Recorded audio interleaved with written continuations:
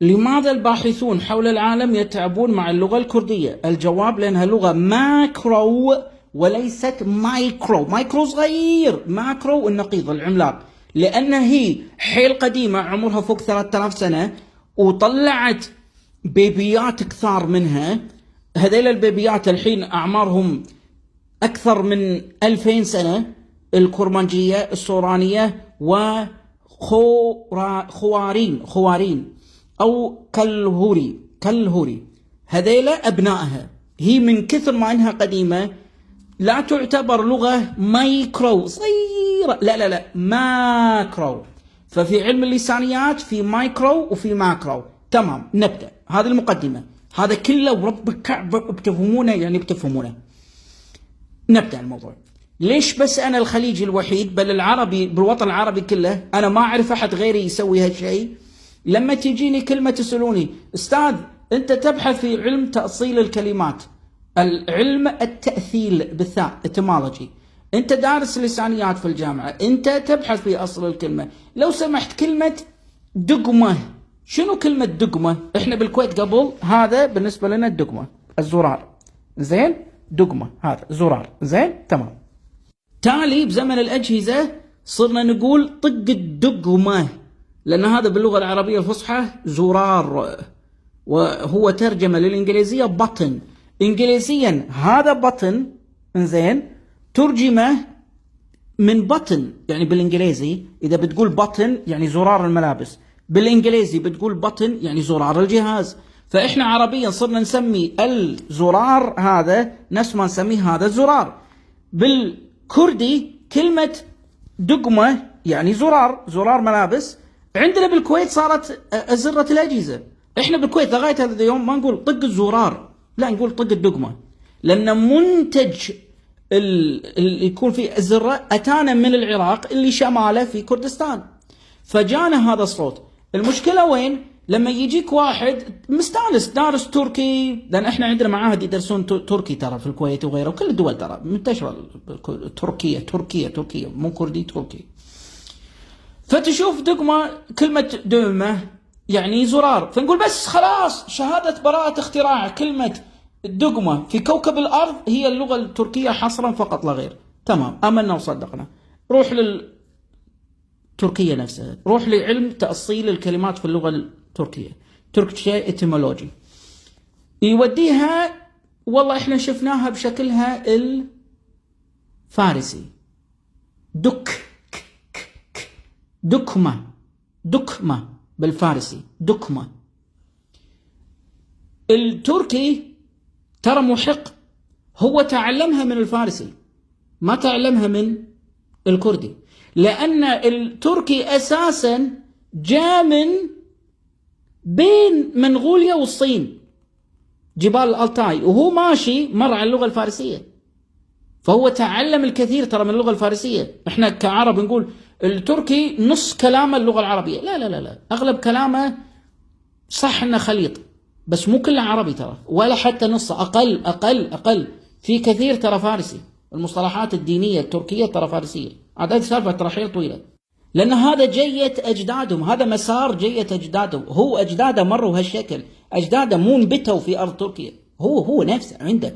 احنا جينا زمن الأناضول والحرب اللي صارت والفتوحات وغيره، هو ما عنده مشكلة. يطلع لك عربي الحين يعصب البعض منا وليس الكل، لا خلقوا الترك في أرض تركيا الحالية، لا يا ابن الحلال، لا هو عنده عادي، لأن أوروبا أصلا مليانة اللي تنقلوا، يا ابن الحلال أمريكا بكبرها خير مثال. عموما فنجي على الكردية هي عندها كلمة دقمة، إنزين، فلما يجيك باحث عربي ويشوف كلمة دقمة وين يلقاها؟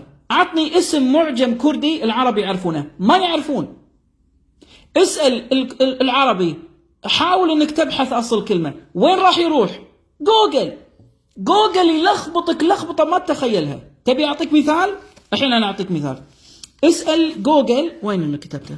يلا نسأل جوجل هذه، ترى راح يتوهق جوجل راح يقول لك هذه كلمة هندية، ما راح يعرف، آسف البعد، هذه كلمة راح يقول لك تركية، وهي صح موجودة في التركي، بس التركي يقول لك هذه مو مالتي، والله أنا التركي ما اخترعته، تلقى بعض العرب يعصبون، لا لا لا لا، خلقت كلمات لغات الإنس والجن من تركيا فقط لا غير. أنت شكو عموما. فهذه الحين شوفها، هذه ترى كردية. أنت كعربي، أنا تدري إني أنا بس قبل كم سنة تعلمت أعرف شلون أقرأ هذه، ورب الكعبة ما كنت أعرف هذا وأنا دارس لسانيات وتعب نفسي.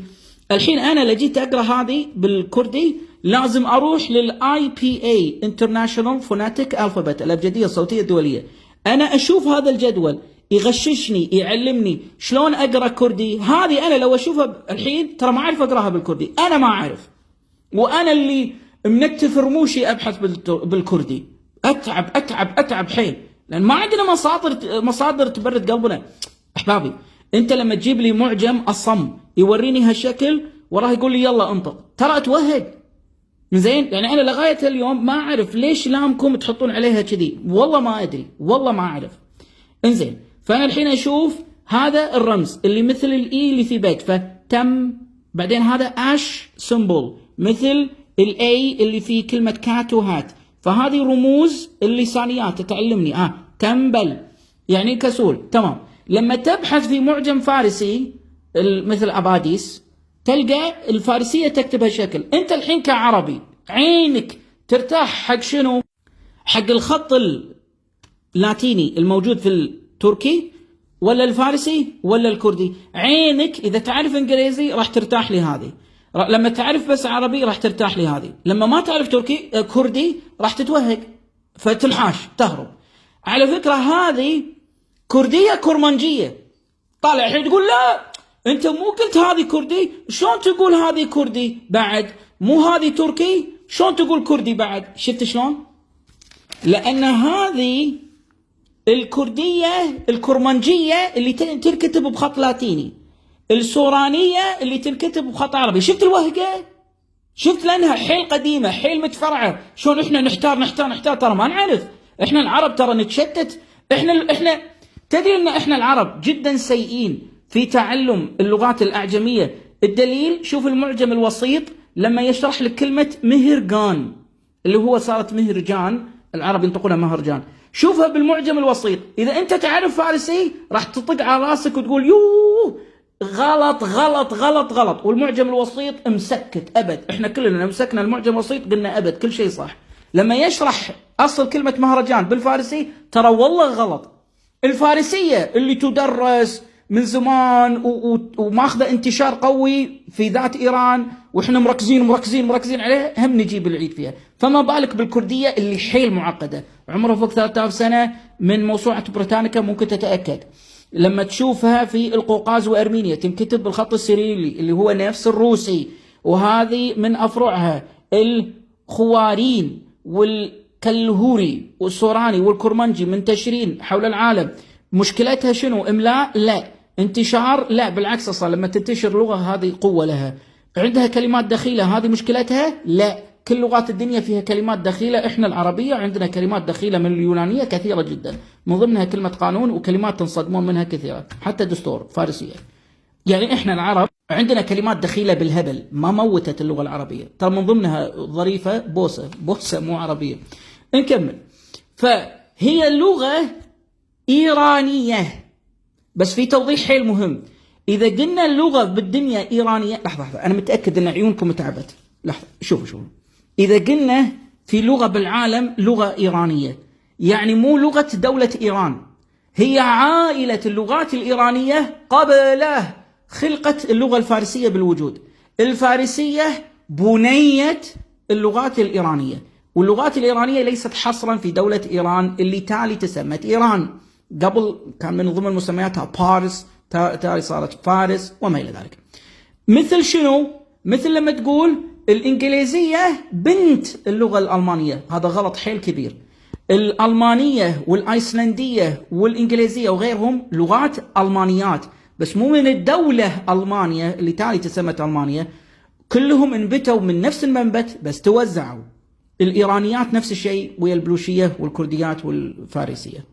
هذه المنظمة صوروا، هذه دولية جامعية أكاديمية، هي اللي أقرت إن الكردية ماكرو وليست مايكرو. سو باس أنا مو فاهم كردي خير شر،